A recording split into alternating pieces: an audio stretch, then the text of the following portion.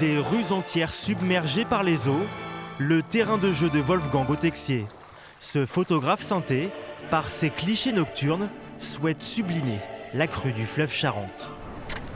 Il y a un côté documentaire dans ce que je fais, mais il y a surtout un côté poétique. C'est-à-dire que je recherche l'émotion que ça m'inspire, parce que comme beaucoup d'habitants ici, de voisins, d'amis qui sont souvent touchés, on sait les dégâts que ça fait, mais on aime le paysage que ça génère. Un peu plus loin, il y a une grande étendue d'eau, parce que ça inonde la prairie.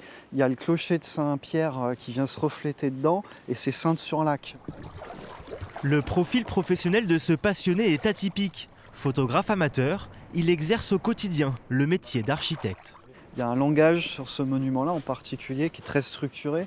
Donc ça veut dire que nous, on lit plus facilement que quelqu'un qui n'est pas du métier, qui va lire autre chose et regarder le monument avec une autre sensibilité.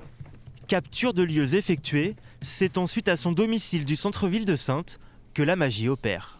Là, par exemple, il y a une très légère reprise colorimétrique.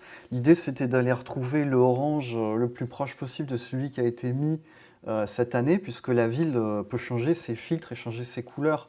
Donc c'est quelque chose qu'il ne faut pas trahir. Une rigueur qui fait mouche. Wolfgang a décroché ces dernières années 87 distinctions, dont certaines internationales. Voici quelques-unes de ses photos primées. Il faut savoir savourer.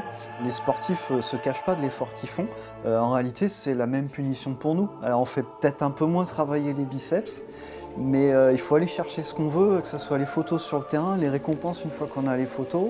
Cette âme d'artiste, presque une destinée. Son prénom a été choisi par son père, un historien passionné de musique et admirateur de Wolfgang Amadeus Mozart.